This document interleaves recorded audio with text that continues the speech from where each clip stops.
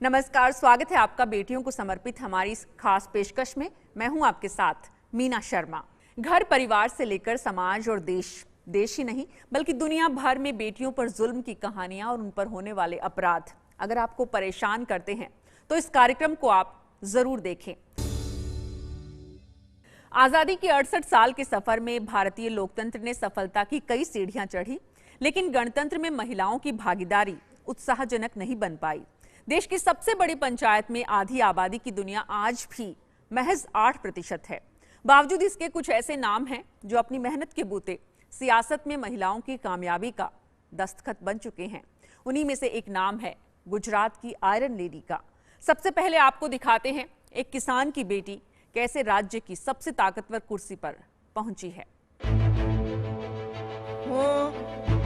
आनंदीबेन मफतभाई पटेल ईश्वरना नामे सोगन लઉં છું કે હું ગુજરાત રાજ્યના મુખ્યમંત્રી તરીકે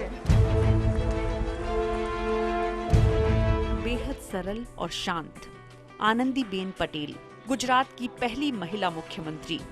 राजनीति के क्षितिज पर उभरती एक नई तस्वीर।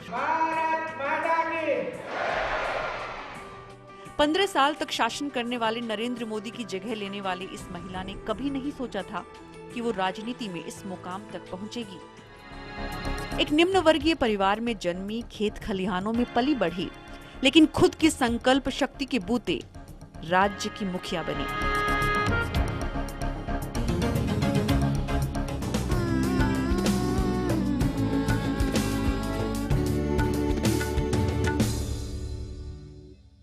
निरंतर मेहनत ने आनंदीबेन पटेल को गुजरात की पहली महिला मुख्यमंत्री बनाया।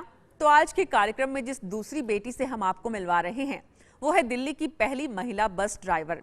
दक्षिण भारत के एक गरीब परिवार से निकलकर अपनी अलग पहचान बनाने वाली ये साहस भरी कहानी आपको बेहद पसंद आएगी और तब आप जरूर कहेंगे सफलता का कोई पैमाना नहीं होता।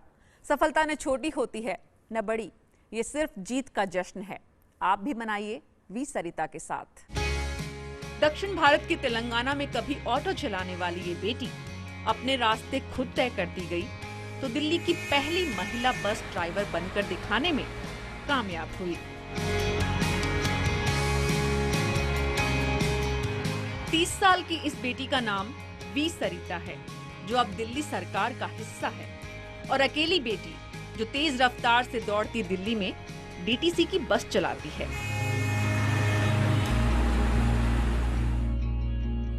जी हाँ, तेलंगाना के नलकुंडा जिले के एक छोटे से गांव नारायणपुर में रहने वाले अपने परिवार की ताकत बन चुकी ये बेटी 5 बहनों में सबसे छोटी है। पढ़ने की ललक थी तो 10वीं की परीक्षा पास की और फिर हैदराबाद में हॉली मैरी कॉलेज में पढ़ने वाली लड़कियों की बस भी चलाई। दिल्ली की सड़कों पर साहस और सम्मान को आगे बढ़ाती वी सरिता देश का स्वाभिमान है और हमें इन पर अभिमान है।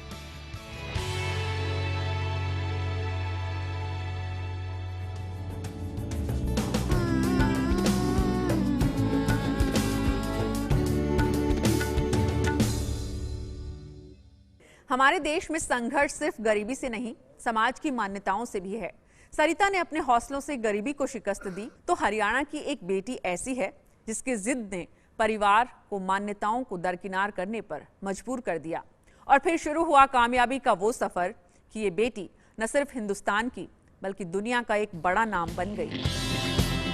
महज 14 साल की थी पिंकी जांगड़ा। 2004 के उस दौर में जब रिंग में उतरने की तैयारी कर रही थी और परिवार हरियाणा की सामाजिक बंदिशों से घबरा रहा था। हरियाणा जैसी सामाजिक पृष्ठभूमि में बेटी के फैसले में साथ खड़े रहने वाले तहसीलदार पिता ने समाज के सवालों को कभी रुकावट नहीं बनने दिया तो परिवार का यही भरोसा पिंकी को अंतर्राष्ट्रीय मेडल दिलाने वाली ताकत साबित हुआ।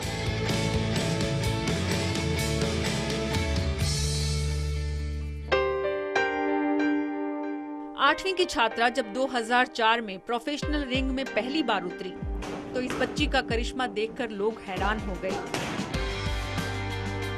और 2006 में पटियाला में जूनियर नेशनल चैंपियनशिप में गोल्ड मेडल पर पंच मारा तो बेस्ट बॉक्सर का खिताब परिवार के लिए गौरव का कारण बना। अगले ही साल पिंकी को सीनियर चैंपियनशिप में मौका मिला तो फिर कभी पीछे मुड़कर नहीं देखा। मगर जीवन का सबसे शानदार लम्हा था Olympian boxer MC Mary Kom को हराना।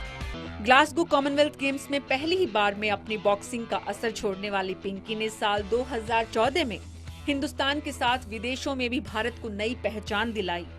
ब्रॉन्ज मेडल के साथ घर लौटी तो हिसार जश्न में डूब गया। 25 साल की पिंकी अब रियो ओलंपिक की तैयारियों में जुटी है तो लखनऊ के कैंप में दिन रात तपस्या ही दिनचर्या का एकमात्र हिस्सा है। भारत का झंडा बुलंद करने वाली ये बेटी देश का स्वाभिमान है और हमें इन पर अभिमान है।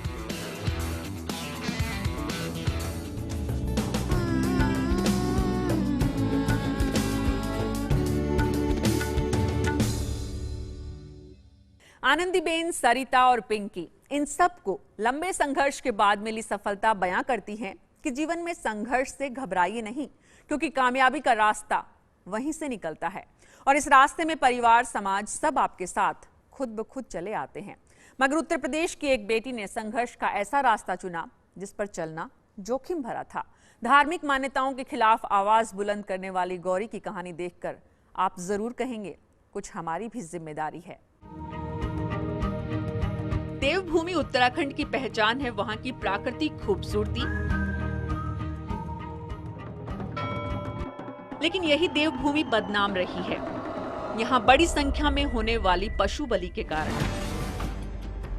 मौका कोई भी हो, पशु बलि के नाम पर जानवरों को मारना यहाँ के सामाजिक संस्कारों का हिस्सा बन गया था।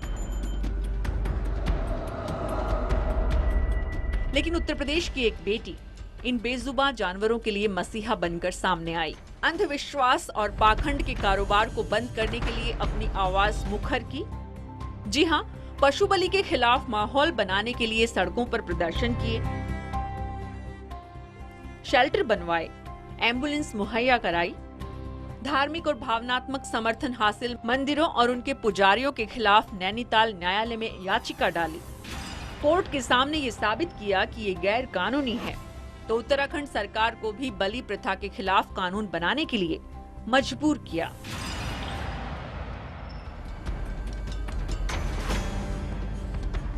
ऐसे में विरोधियों ने आरोप भी लगाए और गौरी के खिलाफ मुकदमे भी दर्ज हुए।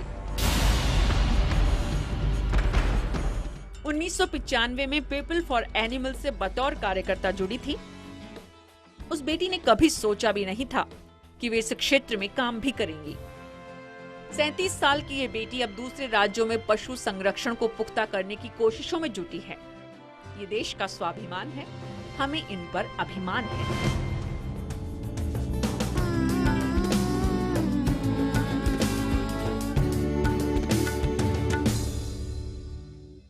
बेजुबानों के लिए गौरी ने आवाज बुलंद की तो कुदरत की नाइंसाफी के खिलाफ लड़ाई दिल्ली की एक बेटी ने शुरू की। सरकारी व्यवस्था में उपेक्षित और विशेष रूप से सक्षम लोगों के हक में कानूनी जंग लड़ी और तमाम शारीरिक कमजोरियों को ठेंगा दिखाते हुए जंग जीती भी। देश के सबसे बड़े इम्तिहान यानी सिविल सर्विसेज में इस बेटी ने पहली बार पहली जगह बनाकर सबको हैरान कर दिया।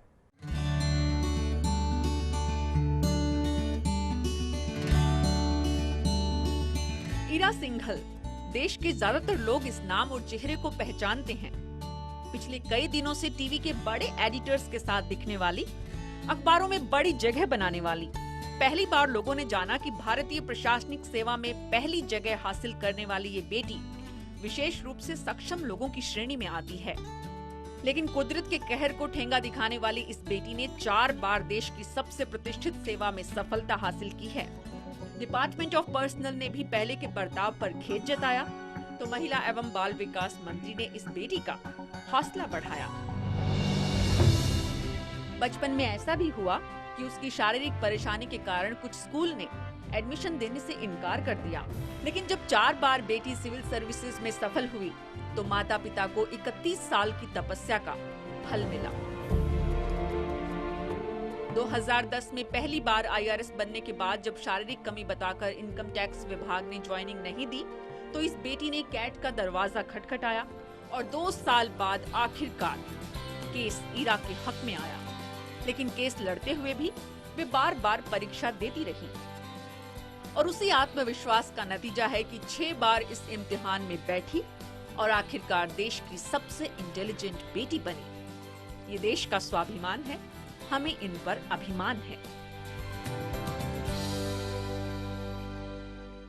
दिल्ली की इस बेटी की कहानी आज देश की तमाम बेटियों के लिए एक मिसाल है, जो कहीं न कहीं किसी कमजोरी से जूझ रही हैं या फिर भले ही सक्षम है, लेकिन नाइंसाफी पर गुस्सा अगर आए तो उसके लिए लड़ने का हौसला भी चाहिए। ये ईरा ने सामने आकर सबको बताया है। इस सिस्टम से लड़ने का जज्बा कब और कैसे पैदा हुआ, आज हम सब के बीच हैं आईएएस टॉपर ईरा सिंघल ये बताने के लिए।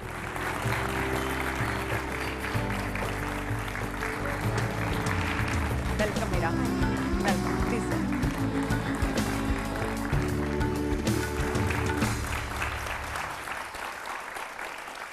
ईरा, आपका स्वागत है बहुत बहुत हमारे इस खास कार्यक्रम में। और सबसे पहले निश्चित रूप से पिछले लंबे समय से, जब से आईएएस का रिजल्ट आया है, पिछले कई दिनों में हम सिर्फ आपकी कहानियां ही सुन रहे हैं, किस तरह से आपने संघर्ष किया। उन सब पे हम चर्चा करेंगे, लेकिन शुरुआत अब मसूरी जाने की है। किसी भी युवा के लिए इससे बड़ा सपना नहीं हो सकता, जो पढ़ाई कर रहा है, जो सपने देखता है उसके लिए। तो मसूरी में जाकर आप ट्रेनिंग लेने वाली हैं और उसके बाद किसी डिस्ट्रिक्ट की कलेक्टर बनने वाली हैं। आपकी प्राथमिकताएं क्या होंगी? ऐसे एक्चुअली मुझे लगता है कि एज ए डिस्ट्रिक्ट कलेक्टर आपको इतनी सारी चीज़ें मिलती हैं करने को कि आप प्राथमिकताएं बना के काम नहीं कर सकते। हमारा मेन जो एजेंडा होता है वो होता है सब चीज़ों में इम्प्रूवमेंट्स करना। तो मैं जो सोसाइटी में मिसकंसेप्शंस हैं, सोसाइटी में ये एक मान्यता है कि जो इंसान शरीर से बिल्कुल परफेक्ट नहीं दिखता है वो शायद दिमाग से भी परफेक्ट नहीं है। और हम चैरिटी देने की कोशिश करते हैं रादर देन हेल्प। तो शायद ऐसे एटीट्यूड्स को चेंज करने के लिए मैं ज़रूर काम करना चाहूँगी। आपने ऐसे एटीट्यूड्स अपने जीवन में, अपने करियर में, अपने कॉलेज में कब कब, अपनी नौकरी के दौरान आप मल्टीनेशनल में काम कर चुकी हैं, आपने कब कब महसूस किया कि दूसरी तरफ क्या चल रहा है दिमाग में? एक्चुअली मेरे साथ ऐसा नहीं हुआ है ज़्यादा, क्योंकि शायद मैं अपने आप को कभी कमज़ोर नहीं समझती थी।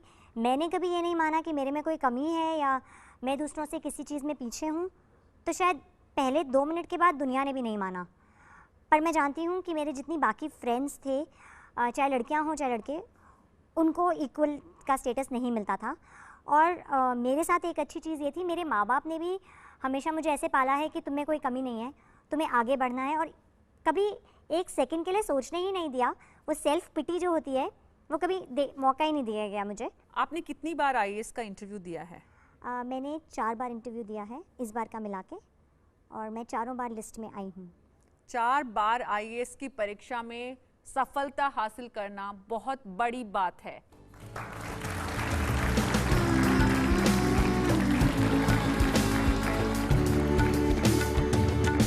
ईरा, जब पहली बार आपको सफलता मिली तो दूसरी बार की ज़रूरत क्यों पड़ी?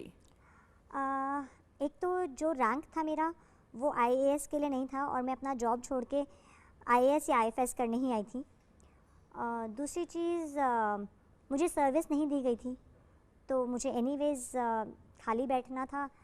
अगर मुझे उसकी लड़ाई करनी है तो पेपर ही दे लो, वो वाली बात है। आपको सर्विस क्यों नहीं दी गई, ज्वाइनिंग क्यों नहीं दी गई? क्योंकि जो मेडिकल क्राइटेरियाज थे, जो अभी भी हैं, उनके हिसाब से मैं सिर्फ आईएएस का जॉब ले सकती हूँ और मैं गवर्नमेंट में और कोई जॉब नहीं ले सकती हूँ। जबकि जो फिज़िकल रिक्वायरमेंट थी वो मैं सारी सर्विसेज के लिए अलाउड थी। तो फिर आपने क्या किया? आपको ज्वाइनिंग नहीं मिली, आप घर पे बैठ गई? हाँ, नहीं, मैं एग्ज़ाम दे रही थी, तो 1 साल तक तो मेरी फ़ाइल पे डिफरेंट डिपार्टमेंट्स का अप्रूवल के लिए फ़ाइल घूम रही थी।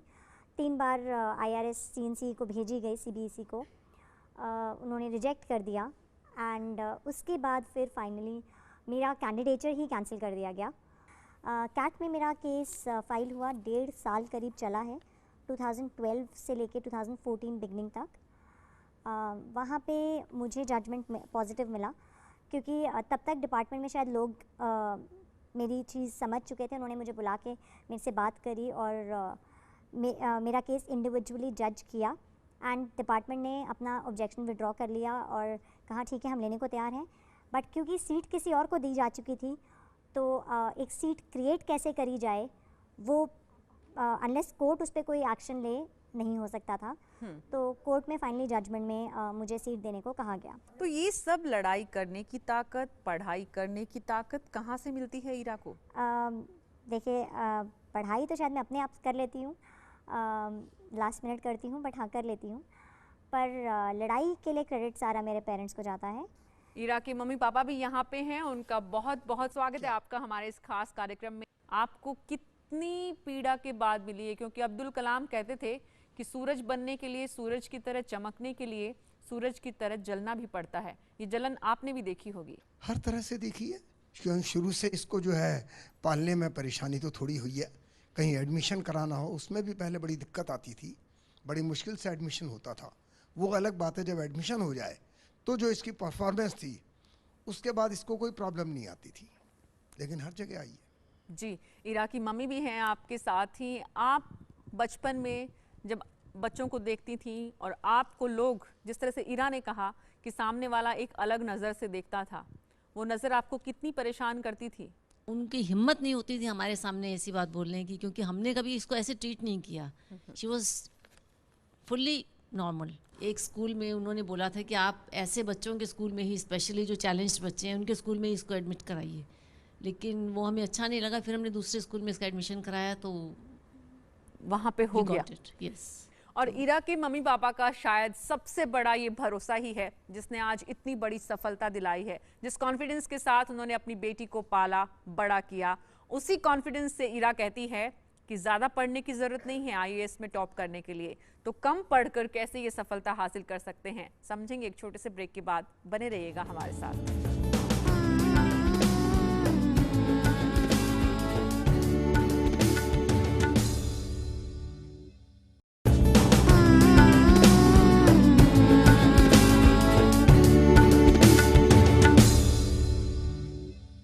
देश के रेवेन्यू डिपार्टमेंट ने जिस इरा सिंघल को सर्विस देने से इनकार कर दिया था, आज वो देश में आईएएस की तैयारी करने वालों की स्टार है, मिसाल है, और आज हमारे साथ स्टूडियो में भी है। 53% हासिल करने वाली आप अकेली हैं।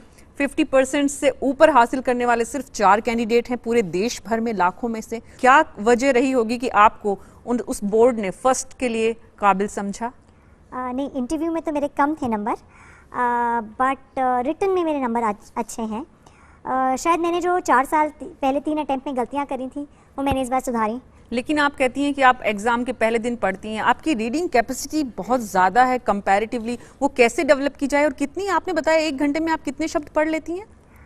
नहीं, 1 घंटे नहीं, मिनट का है। अराउंड 450 इन नॉर्मल, एंड अगर स्पीड रीडिंग करती हूँ तो अराउंड 800-850 वर्ड्स पर मिनट। बट नॉर्मल तो आप 450 के आसपास ही पढ़ते हो। जब पढ़ाई करी थी तो मैं उतना के आसपास पढ़ती हूँ। आई थिंक मैंने सबसे अच्छी चीज़ जो करी थी, बचपन में बहुत नॉवल पढ़े थे। टेक्स्ट बुक्स की जगह मैं एक हफ्ते में 10 से 12 नॉवल पढ़ती थी। आप लड़की हैं, ये आपको कभी घर में एहसास नहीं कराया गया? कॉलेज में एहसास नहीं हुआ? मुझे घर में नहीं कराया गया, बट मुझे सोसाइटी में लड़की होने का ज़रूर एहसास कराया गया है। अगर आप किसी रिस्पॉन्सिबिलिटी की पोस्ट पर जाना चाहते हैं तो कभी भी आपको इकलौती लड़की नहीं मिलेगी, या तो दोनों होंगे या लड़के होंगे। तो अब आप डीएम बनने के बाद उस दिशा में क्या करेंगी कि आपकी जैसी लड़कियां मुख्य धारा से जुड़ें? देखिए, ओवर द इयर्स काफ़ी लड़कियां आ तो रही हैं, तो जो आ भी रही हैं उनको दूसरी लड़कियों का सपोर्ट तो ज़रूर होगा, और वो खुद हेल्प ना भी कर पाएँ पर वो इंस्पिरेशन तो देती ही हैं कि हम बाकी लड़कियां आ पाएँ। और मैं ज़रूर चाहूँगी मेरे डिस्ट्रिक्ट में जितनी भी लड़कियां हैं वो इक्वल स्टेटस पाने में सक्षम हो पाएँ। आपका ये एजेंडा होगा, और आपने कभी नहीं सोचा था कि आप आईएएस में टॉप करेंगी। उसके बाद भी आपने ये पहली जगह देश में पहली बार बनाई है, तो इसका श्रेय आप किसको देती हैं? इसके लिए आप किसको मानती हैं? किसकी वजह से ये ऐसा हुआ? ये हम छोटे से ब्रेक के बाद समझेंगे। आप बने रहिएगा आपके बरस मोहि बिटिया ही दीजो में।